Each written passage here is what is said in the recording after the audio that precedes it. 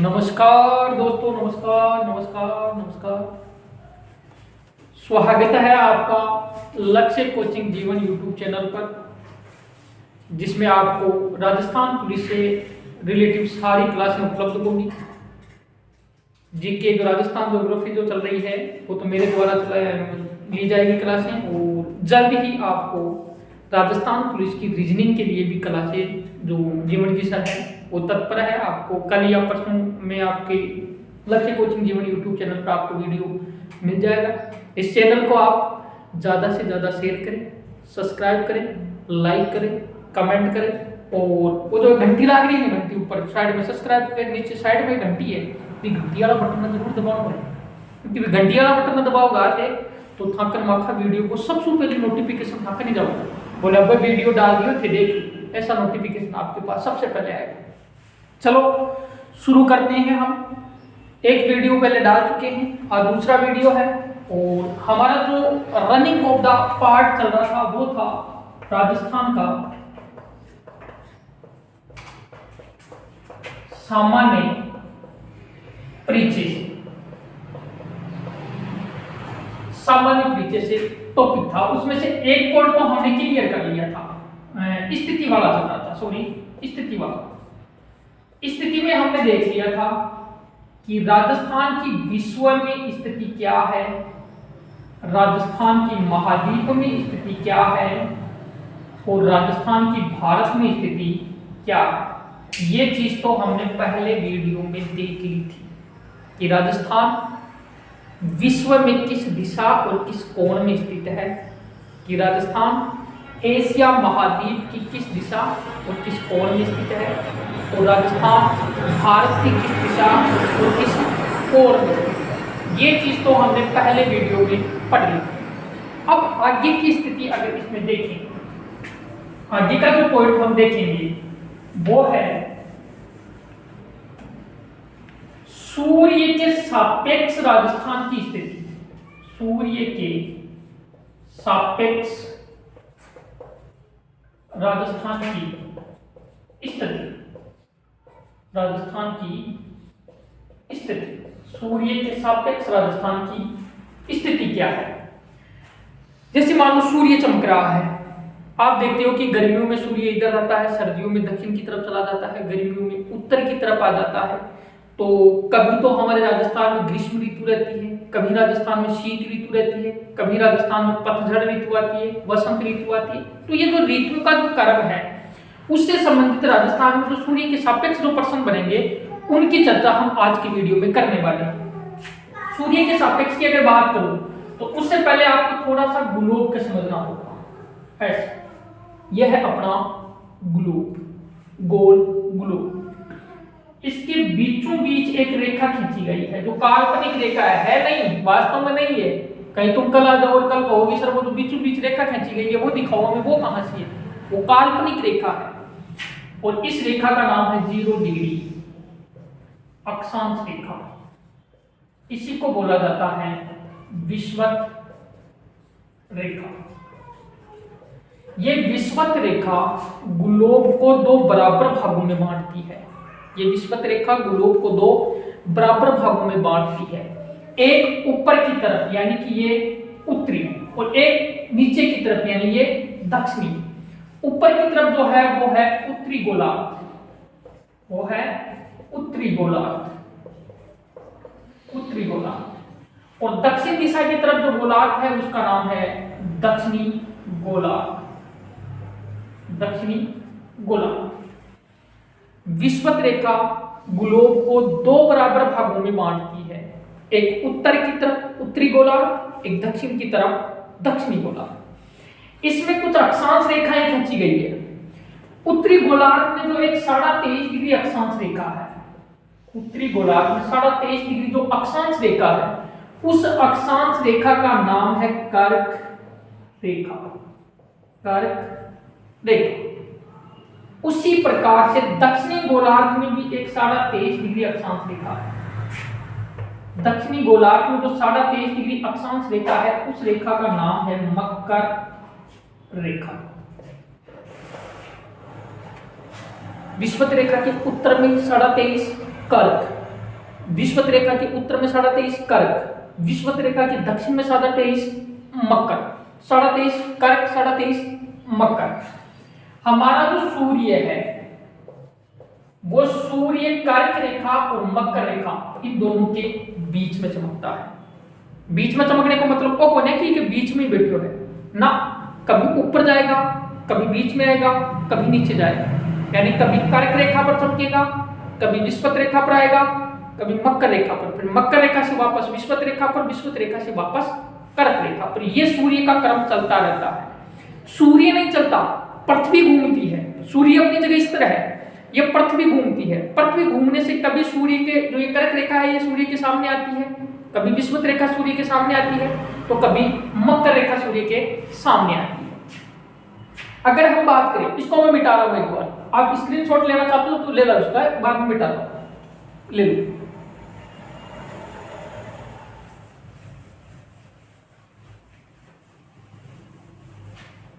देखो globe 0 degree अक्षांश, कर्क रेखा, मकर रेखा। अब मैं वो नहीं लिखूंगा 23.5 वाला, 23.5 डिग्री दक्षिणी गोलार्ध की मकर रेखा, 23.5 डिग्री उत्तरी गोलार्ध की कर्क रेखा, कर्क रेखा और मकर रेखा। सूर्य जब कर्क रेखा पर सीधा चमकता है, सूर्य जब कर्क रेखा पर सीधा चमकता है, और यह चमकता है 21 जून को। कब चमकता है? 21 जून को। 21 जून को सूर्य सीधा चमकता है किस रेखा पर? कर्क रेखा पर। 21 जून को सूर्य सीधा चमकेगा किस रेखा पर? कर्क रेखा पर। कर्क रेखा कौन से गोलार्ध में है? उत्तरी गोलार्ध में। जब सूर्य सीधा उत्तरी गोलार्ध की कर्क रेखा पर चमकता है तो उस समय उत्तरी गोलार्ध में जो ऋतु होती है वो ऋतु होती है ग्रीष्म ऋतु। कौन सी ऋतु होगी? ग्रीष्म ऋतु। और जो दक्षिणी गोलार्ध है उस दक्षिणी गोलार्ध में जो ऋतु होगी वो ऋतु होगी शीत ऋतु। 21 जून को जब सूर्य सीधा चमकेगा किस रेखा पर? कर्क रेखा पर, तब उत्तरी गोलार्ध में ग्रीष्म ऋतु और दक्षिणी गोलार्ध में शीत ऋतु होती है। और आपको पता है, आपने देखा कि आपने गर्मियों में दिन बढ़ा है कि रात बढ़ी है? तो गुरुजी गर्मियों में तो दिन बढ़ा है, रात को गुरुजी छोटी हुई नींद पूरी करो है, और बाद की रात में की नींद बच्चेड़ी बिना अपन दोपहर में पूरी करनी पड़े। इसका मतलब क्या है? इसका मतलब यह है कि गर्मियों में रात छोटी, दिन बड़े होते हैं। जब सूर्य 21 जून को सीधा कर्क रेखा पर चमकता है तो उस दिन उत्तरी गोलार्ध में, कौन से गोलार्ध में? उत्तरी गोलार्ध में सबसे बड़ा दिन होता है, सबसे बड़ा दिन होता है। और जब सबसे बड़ा दिन होता है तो उसी दिन को सबसे छोटी रात होती है, सबसे छोटी रात होती है। 21 जून को उत्तरी गोलार्ध में सबसे बड़ा दिन होगा। 21 जून को उत्तरी गोलार्ध में सबसे छोटी रात होगी और 21 जून को ही उत्तरी गोलार्ध में सबसे छोटी परछाई बनेगी। सबसे छोटी परछाई का मतलब यह है कि जैसे मान लो सूर्य, दोपहर का समय देखना, गर्मियों में दोपहर का समय, दोपहर के समय में धूप में बाहर आके खड़े होना, और बाहर आके खड़े होगे तो जैसे सूर्य मान लो आपके सिर पर है तो आपकी परछाई नहीं बनेगी। तो उत्तरी गोलार्ध में सबसे छोटी जो परछाई बनेगी वो गर्मियों में बनेगी, और गर्मियों में भी कब बनेगी? 21 जून को बनेगी। अब जब 21 जून को सूर्य उत्तरी गोलार्ध में है तो दक्षिणी गोलार्ध में 21 जून को क्या स्थिति रहेगी? हमें पता है कि दक्षिणी गोलार्ध में 21 जून को शीत ऋतु रहेगी, और शीत ऋतु में आपको पता है दिन बड़े होते हैं या छोटे होते हैं? गुरुजी सर्दियों में तो दिन छोटा हुआ, रात बड़ी हुई, तो यहाँ इसका उल्टा हो जाएगा। यहाँ सबसे छोटी रात है तो 21 जून को यहाँ पर हो जाएगी सबसे बड़ी रात। यहाँ पर सबसे बड़ा दिन है 21 जून को, तो यहाँ पर हो जाएगा सबसे छोटा दिन। यहाँ पर 21 जून को सबसे छोटी परछाई है तो यहाँ पर हो जाएगी 21 जून को सबसे बड़ी परछाई, सबसे बड़ी परछाई। ये तो है 21 जून की बात कि 21 जून को सूर्य सीधा चमकता है कर्क रेखा पर, और जब कर्क रेखा पर चमकता है तो उत्तरी गोलार्ध में ग्रीष्म ऋतु, दक्षिणी गोलार्ध में शीत ऋतु। उत्तरी गोलार्ध में ग्रीष्म ऋतु और दक्षिणी गोलार्ध में शीत ऋतु रहती है। और गर्मियों में आपको पता है दिन बड़े होते हैं, तो उत्तरी गोलार्ध का सबसे बड़ा दिन कब होगा? 21 जून को होगा। उत्तरी गोलार्ध की सबसे छोटी रात कब होगी? 21 जून को होगी। उत्तरी गोलार्ध की सबसे छोटी परछाई कब बनेगी? 21 जून को बनेगी। इसका उल्टा हो जाएगा दक्षिणी गोलार्ध में। दक्षिणी गोलार्ध में सबसे बड़ी रात कब होगी? 21 जून को। दक्षिणी गोलार्ध में सबसे छोटा दिन कब होगा? 21 जून को। और दक्षिणी गोलार्ध में सबसे बड़ी परछाई कब बनेगी? 21 जून को। अब देखो 3-3 महीने काउंट करना, 3 महीने जोड़ना। 21 जून को चमक रहा है, जून के बाद जुलाई, अगस्त और सितंबर। जुलाई, अगस्त और सितंबर, ये 3 महीने। यहां इधर किसकेगा? सूर्य। अब सूर्य मकर रेखा की तरफ आएगा, और 3 महीने बाद यानी कि सितंबर को सूर्य आ जाएगा किस रेखा पर? विषुवत रेखा पर। किस रेखा पर आएगा? विषुवत रेखा पर। और ये विषुवत रेखा पर सीधा कब चमकेगा? तो ये विषुवत रेखा पर सीधा चमकेगा 23 सितंबर को। सूर्य विषुवत रेखा पर कब चमकेगा? सीधा 23 सितंबर को। उत्तरी गोलार्ध से वापस आ रहा है दक्षिणी गोलार्ध में, और दक्षिणी गोलार्ध में जब आता है तो 23 सितंबर को सूर्य सीधा चमकेगा किस पर? विषुवत रेखा पर। जब सूर्य सीधा विषुवत रेखा पर चमकता है तब उत्तरी गोलार्ध और दक्षिणी गोलार्ध, इन दोनों गोलार्धों में स्थिति क्या रहेगी? ज्यादा सोचने की जरूरत ही नहीं है। मान लो ये कोई सेब है, इसको आप बीच में से काटो, ऊपर वाला उत्तरी गोलार्ध, नीचे वाला दक्षिणी गोलार्ध। जहां से काट रहे हो वो है आपकी विषुवत रेखा। अब ऊपर बराबर, नीचे वाला हिस्सा भी बराबर है। अगर दोनों इससे बराबर है तो दोनों इसमें बराबर होने का मतलब क्या है कि दिन और रात की अवधि दोनों में क्या होगी? बराबर होगी। यानी कि 23 सितंबर को, मैं ऊपर वाला भी हटा देता हूं एक बार, 23 सितंबर को सूर्य सीधा चमकता है विषुवत रेखा पर, और इस दिन क्या स्थिति होगी? इस दिन उत्तरी गोलार्ध व दक्षिणी गोलार्ध दोनों में क्या होगा? दिन और रात की जो अवधि होगी वो होगी क्या? बराबर। दिन और रात की अवधि क्या रहेगी? बराबर रहेगी। आपसे सीधा प्रश्न पूछ ले अगला कि दिन और रात की अवधि उत्तरी गोलार्ध और दक्षिणी गोलार्ध में दिन व रात की अवधि बराबर किस तिथि को होगी? तो वो कब होगी? 23 सितंबर को। 2 तारीखें हैं, 23 सितंबर है, 21 मार्च है। 21 मार्च का आगे चर्चा करेंगे, तो वो हम आगे चर्चा करेंगे। जैसे मान लो ग्लोब से आप समझो, तो जैसे मान लो आपका ये ग्लोब है, इस ग्लोब की यहां पर देखो, ये जो हाईलाइट में जो रेखा देखा रखी है, यह है आपकी विषुवत रेखा। कौन सी रेखा? विषुवत रेखा। इसके उत्तर में देखो, ये उत्तरी गोलार्ध हो गया, ये दक्षिणी गोलार्ध हो गया। इसके उत्तर में देखो आपको कुछ डैश लाइन मिलेगी। यह है उत्तरी गोलार्ध की 23.5 डिग्री अक्षांश रेखा, जिसको किस नाम से जाना गया है? कर्क रेखा। इसी प्रकार से नीचे दक्षिणी गोलार्ध में भी ये देखो डैश वाली लाइन दिखा रखी है, तो ये दक्षिणी गोलार्ध की 23.5 डिग्री जो अक्षांश रेखा है उसको किस नाम से जाना जाएगा? उसको जाना जाएगा मकर रेखा के नाम से।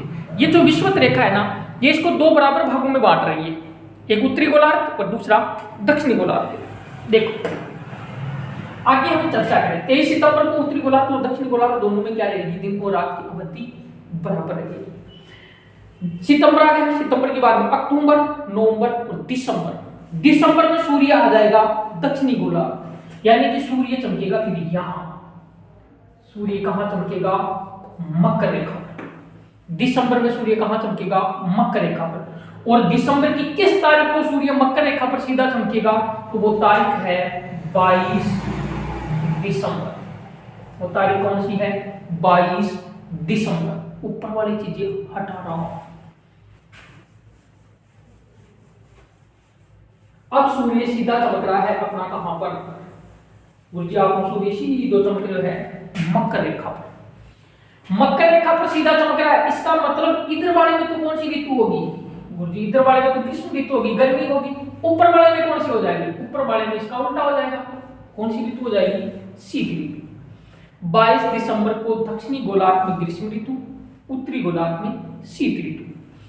अब जो घटना 21 जून को उत्तरी गोलार्ध में बन रही थी, वही स्थिति 22 दिसंबर को दक्षिणी गोलार्ध में होगी। यानी कि 22 दिसंबर को दक्षिणी गोलार्ध में क्या होगा, सबसे बड़ा दिन होगा, और क्या होगा, सबसे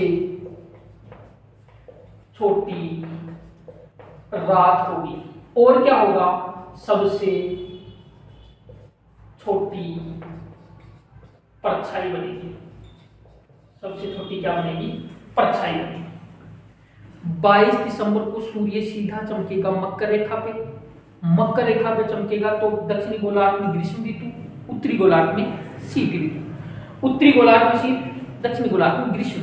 जब दक्षिणी गोलार्ध में सूर्य सीधा 22 दिसंबर को कर्क रेखा पर चमक रहा है तो दक्षिणी गोलार्ध में स्थिति क्या रहेगी, सबसे बड़ा दिन होगा, सबसे छोटी रात होगी, सबसे छोटी परछाई होगी। तो 22 दिसंबर को उत्तरी गोलार्ध में क्या स्थिति बनेगी, इसका ठीक उल्टा। देखो, सर्दियों में अपने दिन बड़े होते हैं, क्या रात बड़ी होती है? गुरुजी, सर्दियों में तो रात बड़ी होती है, ये छोटी छोटी रातें लंबी हो जाती है। ये लंबी कब होती है, सर्दियों में होती है। छोटी छोटी रातें लंबी कब होगी, सर्दियों में होगी। तो सर्दियों में क्या बड़ी होगी, रात बड़ी होगी। तो यहां पर देखो 22 दिसंबर को सबसे बड़ी रात होगी और 22 दिसंबर को सबसे छोटा दिन होगा और 22 दिसंबर को ही सबसे बड़ी परछाई होगी। समझ में आया क्या? 21 जून, 23 सितंबर, 22 दिसंबर, 22 दिसंबर, 23 सितंबर, 21 जून। 21 जून को सूर्य सीधा चमकेगा कर्क रेखा पे। 21 जून को सूर्य सीधा चमकेगा कर्क रेखा पे। उत्तरी गोलार्ध में ग्रीष्म ऋतु रहेगी, दक्षिणी गोलार्ध में शीत ऋतु रहेगी। उत्तरी गोलार्ध में 21 जून को क्या स्थिति रहेगी और दक्षिणी गोलार्ध में 21 जून को क्या स्थिति रहेगी? उत्तरी गोलार्ध में 21 जून को सबसे बड़ा दिन होगा, सबसे छोटी रात होगी, सबसे छोटी परछाई बनेगी। दक्षिणी गोलार्ध में 21 जून को क्या होगा? दक्षिणी गोलार्ध में 21 जून को सबसे बड़ी रात होगी, सबसे छोटा दिन होगा और सबसे बड़ी परछाई बनेगी। फिर लाओ सूर्य को सीधा विषुवत रेखा पे। 23 सितंबर को सूर्य सीधा चमकेगा विषुवत रेखा पे।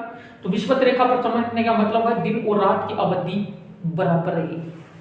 गुरुजी, ये हमें क्यों समझा रहे हो? हमारे राजस्थान पुलिस में ये टॉपिक थोड़ी लगता है, या आपके राजस्थान पुलिस में टॉपिक नहीं लगता, लेकिन आपसे वो पूछेगा कि राजस्थान में सबसे बड़ा दिन किस तारीख को होगा। तो जब ये नहीं होगा तो आप नहीं कर पाओगे। इसलिए ये समझना जरूरी है कि राजस्थान में सबसे बड़ा दिन कब होगा। तो राजस्थान में सबसे बड़ा दिन 21 जून को होगा। कि राजस्थान की सबसे छोटी रात कब होगी? तो राजस्थान की सबसे छोटी रात 21 जून को। कि राजस्थान में सबसे छोटी परछाई कब बनेगी? 21 जून को बनेगी। जब ये चीजें आपको याद रहेगी तो राजस्थान वाली चीजें आपको याद हो जाएगी। इसके बाद में देखो, इसके बाद में दिसंबर हो गया। दिसंबर के बाद में जनवरी, फरवरी, मार्च, यानी कि सूर्य मकर रेखा छोड़कर किधर जाएगा? कर्क रेखा की तरफ। और इसी दिन आप एक त्योहार भी मनाते हो जो 14 जनवरी को मनाते हो, ज्यादातर 14 जनवरी को, मकर संक्रांति। मकर संक्रांति ये मनाते हो ना, मकर संक्रांति। मकर संक्रांति क्यों मनाई जाती है? कि इस दिन सूर्य मकर रेखा को छोड़कर हमारी कर्क रेखा की तरफ अग्रसर होता है और इसी की खुशी में क्या मनाई जाती है? मकर संक्रांति। क्योंकि अपन सी ज्यादा लगे और इस दिन आप सी दूर होगा लगे, यानी कि सूर्य जब तक उत्तरी गोलार्ध में आएगा तो सर्दी ऋतु धीरे धीरे कम होती जाएगी और इस खुशी में हम क्या मनाते हैं? मकर संक्रांति। इसके पीछे और भी कई लॉजिक है, धार्मिक लॉजिक है। बोला ओबा देवतान प्रसन्न करवान मनाओ, अरबा देवतान प्रसन्न कराओ, लेकिन आपका तो ज्योग्राफी टाइप में समझा तो ज्योग्राफी तरीका वही है कि इस दिन आपने जो उत्तरी गोलार्ध भी कमाए ऋतु जी के ना गर्मी की ऋतु चालू है, इसलिए आप बिन मना। देखो सूर्य 21 मार्च को जब पहुंच जाता है कहां पर? वापस विषुवत रेखा, यानी कि दिसंबर, 22 दिसंबर हो गया। दिसंबर के बाद में जनवरी, फरवरी और मार्च में सूर्य आ जाएगा वापस कहां पर? विषुवत रेखा पर। और कितनी मार्च को आएगा? 21 मार्च को आएगा। तो आप मुझे बताओ कि 21 मार्च को उत्तरी गोलार्ध और दक्षिणी गोलार्ध में क्या स्थिति रहेगी? बताने की जरूरत ही नहीं है, क्योंकि उत्तरी गोलार्ध और दक्षिणी गोलार्ध में दिन और रात की जो अवधि है वो क्या हो जाएगी, बराबर हो जाएगी। 21 मार्च, 2 तारीखें याद रखना, 23 सितंबर और 21 मार्च, ये 2 तारीखें ऐसी है जिस दिन सूर्य सीधा चमकता है विषुवत रेखा पर। और जब सूर्य सीधा विषुवत रेखा पर चमकता है तो उत्तरी गोलार्ध और दक्षिणी गोलार्ध में दिन और रात की अवधि बराबर होती है, रात और दिन की अवधि बराबर होती है। आगे चलो, ठीक।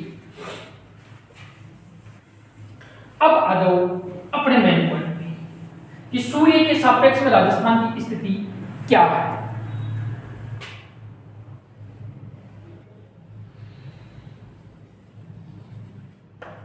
ये राजस्थान है, पाकिस्तान नहीं है, राजस्थान उत्तर दक्षिण पूरब और पश्चिम। देखो यहां से कर्क रेखा गुजरती है 23.5 डिग्री कर्क रेखा, 8 राज्यों से होकर गुजरती है कर्क रेखा। वो आपने सूत्र रट रखा होगा, छब्बूराम का मित्र झारखंड में फंसा, और भी आप सूत्र कई बना के रट रहे होंगे, जैसे छत्तीसगढ़ है, गुजरात है, राजस्थान है, मध्य प्रदेश है, झारखंड है और मिजोरम है, त्रिपुरा है। इन राज्यों से होकर 23.5 डिग्री कर्क रेखा गुजरती है। तो हमारे राजस्थान से भी ये कर्क रेखा होकर गुजरती है। तो राजस्थान से कर्क रेखा किस जिले से होकर गुजरती है, 2 प्रश्न है, किस जिले से होकर गुजरती। अगर जिले की बात करें तो जिले में आ जाएगा आपका बांसवाड़ा। कि कर्क रेखा किस जिले से होकर गुजरती है, तो उत्तर होगा बांसवाड़ा। उत्तर क्या होगा, बांसवाड़ा।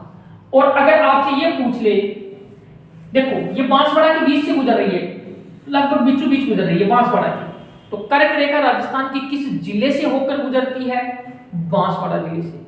और मान लो अगले ने प्रश्न पूछ लिया कि कर्क रेखा राजस्थान के किस जिले को छूती हुई गुजरती है, मध्य से नहीं गुजरती, किस जिले को छूती हुई गुजरती है, तब इसका उत्तर होगा डूंगरपुर। तब इसका उत्तर क्या होगा, डूंगरपुर होगा।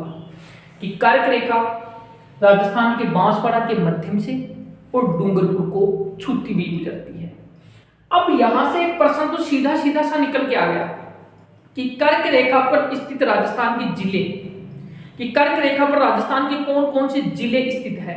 तो सीधा सा प्रश्न होगा, कर्क रेखा पर एक तो बांसवाड़ा स्थित है और दूसरा डूंगरपुर स्थित है। कर्क रेखा पर राजस्थान के 2 जिले स्थित है, एक बांसवाड़ा दूसरा डूंगरपुर। अब देखो 21 जून को मैंने अभी अभी बताया आपको कि 21 जून को सूर्य सीधा चमकता है कहां, कर्क रेखा पर। 21 जून को सूर्य सीधा चमकता है कहां पर, कर्क रेखा पर।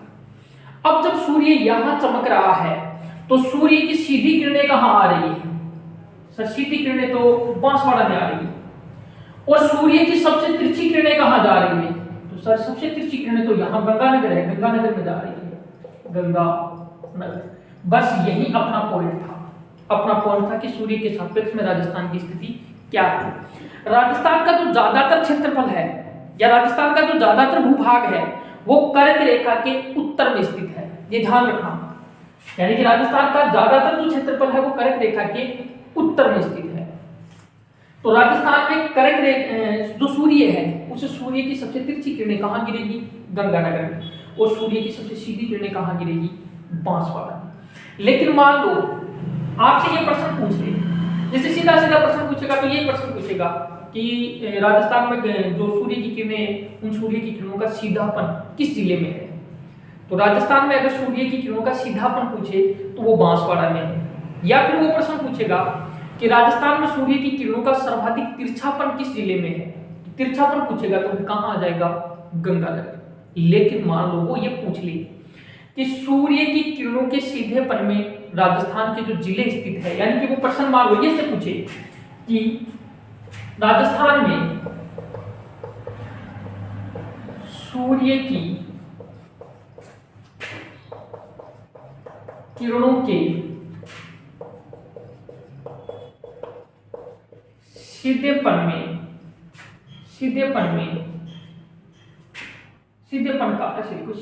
का आरोही क्रम होगा, आरोही क्रम है या होगा।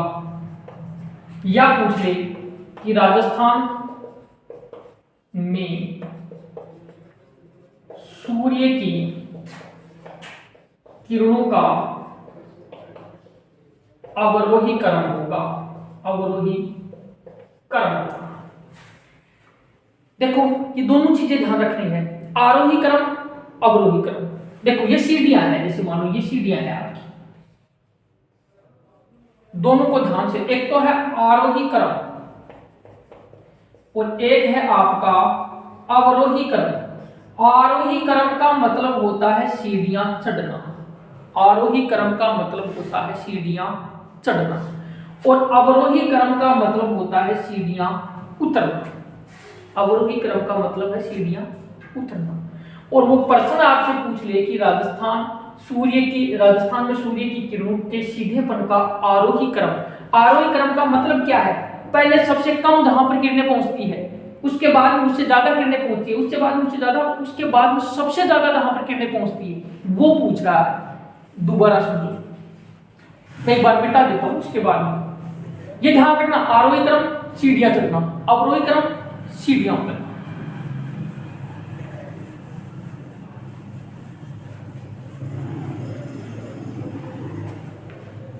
मान लो उत्तर, दक्षिण, पूर्व और पश्चिम, यहां चमक रहा है अपना सूर्य। वो सूर्य की किरणों के सीधेपन का आरोही क्रम पूछ रहा है। कौन सा क्रम पूछ रहा है? आरोही क्रम। और मैंने अभी अभी बताया आरोही क्रम का मतलब क्या होता है? सीढ़ियां चढ़ना। ये इसका मतलब क्या है कि सूर्य की किरणें सबसे कम कहां पहुंचती है, उसके बाद उससे ज्यादा कहां पहुंचती है, उसके बाद उससे ज्यादा कहां पहुंचती है, और सबसे ज्यादा कहां पहुंचती है। तो हमें इस बात का तो पता है कि सूर्य की किरणों का सबसे ज्यादा सीधापन तो कहां है? बांसवाड़ा में है। कहां है? बांसवाड़ा में। और सूर्य की किरणों का सर्वाधिक तिरछापन कहां है? तो वो है आपकी गंगानगर में, गंगानगर में। आरोही क्रम मतलब समझ गए? पहले कम, उससे ज्यादा, उससे ज्यादा, सबसे ज्यादा। तो सूर्य की किरणों के सीधेपन का जो क्रम है वो आरोही क्रम है। सबसे कम कहां पहुंचती है? गंगानगर में। तो पहले क्या आ जाएगा? गंगानगर। अगर वो दो जिलों का युग्म दे, आपको दो जिलों का युग्म दे सकता है, तो सबसे तिरछी किरणें गंगानगर में पड़ती है, उसके बाद में पड़ती है हनुमानगढ़ में। कहां पड़ती है? हनुमानगढ़ में। ये दो जिलों का क्रम है। अगर वो दो पूछे तो दो जिलों का, तीसरा भी पूछे तो चूरू आ जाएगा। तो सर्वाधिक तिरछी किरणें गंगानगर में, फिर उसके बाद हनुमानगढ़ में। आरोही क्रम बता रहा हूं। उसके बाद में देखो, उसके बाद में अगर वो पूछ रहा है सबसे सीधी, तो सबसे सीधी कहां पड़ रही है? बांसवाड़ा में, बांसवाड़ा। और उसके बाद में कहां पड़ रही है? डूंगरपुर में पड़ रही है। उसके बाद में कहां पड़ रही है? डूंगरपुर में। प्रश्न है सूर्य की किरणों के सीधेपन का आरोही क्रम। सीधेपन के आरोही क्रम का मतलब सबसे तिरछी कहां पड़ेगी, फिर उससे कम, उससे कम, उससे कम, फिर सबसे कम, यानी कि सबसे ज्यादा जहां पर पड़ रही है और सबसे कम जहां पर पड़ रही है। हमें पता है सबसे कम गंगानगर में पड़ रही है, और हमें पता है सबसे ज्यादा बांसवाड़ा में। आरोही क्रम पूछ रहा है तो पहले गंगानगर पे जाना है, फिर कहां पर आना है? बांसवाड़ा में। अगर वो आपसे पूछ ले अवरोही क्रम, क्या पूछ ले? अवरोही क्रम पूछ ले आपसे कि सूर्य की किरणों के सीधेपन का अवरोही क्रम क्या होगा राजस्थान में, तो उसके लिए आपको क्या करना है? देखो,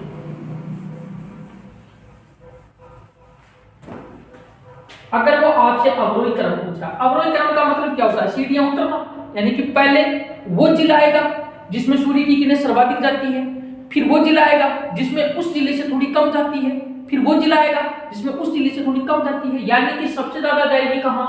बांसवाड़ा, बांसवाड़ा। फिर देखो यहां पर आ गया आपका डूंगरपुर, फिर आपका यहां आ गया, ये इतना बड़ा नहीं है, यहां आ गया कौन सा? प्रतापगढ़। फिर यहां पर आपका आ गया झालावाड़, और फिर यहां पर है आपका उदयपुर, उदयपुर। अगर वो आपको सूर्य की सीधेपन यानी कि सूर्य की किरणों के सीधेपन का अगर अवरोही क्रम पहुंचे, तो ध्यान रखना अवरोही क्रम में पहले लिखोगे बांसवाड़ा, फिर उसके बाद में लिखोगे डूंगरपुर, फिर उसके बाद में लिखोगे आप प्रतापगढ़, फिर उसके बाद में लिखोगे झालावाड़, और फिर उसके बाद में लिखोगे उदयपुर। ये राजस्थान के संबंध में सूर्य की किरणों के सीधेपन का आरोही क्रम है।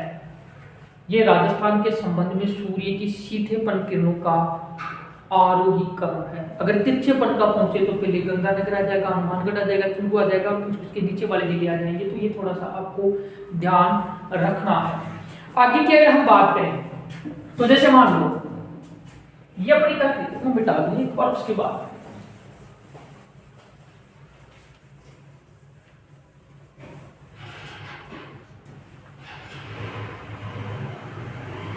एक मिनट उत्तर दक्षिण पूर्व पश्चिम। यहां बांसवाड़ा है,